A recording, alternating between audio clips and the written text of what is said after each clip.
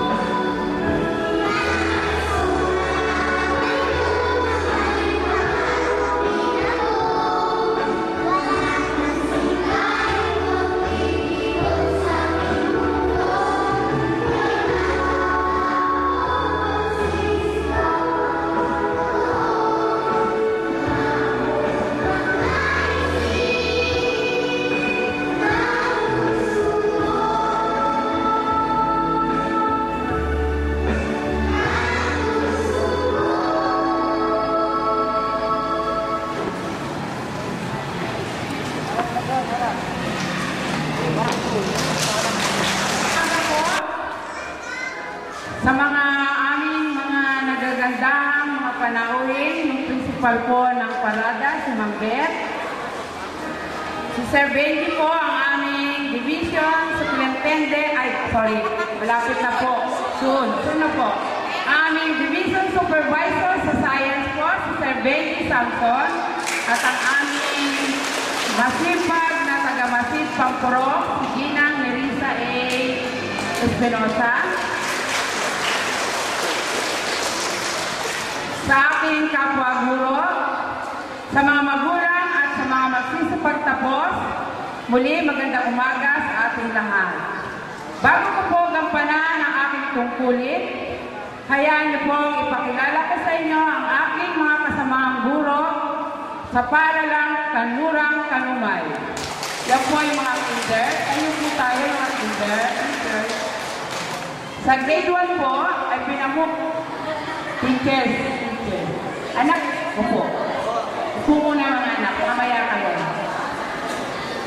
Sa grade 1 teachers po, pinamumunuan ko ito ni Irene Reprado. Kasalukuyan po sila sa klase. Sa grade 2 teachers po, pinamumunuan naman po ito ni Binibini Myla Segosmondo. Ayun po siya. Sa grade 3 teachers, pinamumunuan po ni Gina Leonor Janeda.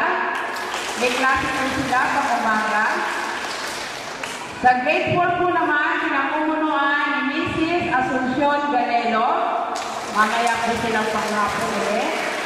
At yung grade 5 din po, pinamumunuan ni Gina Rosemary Leocasa.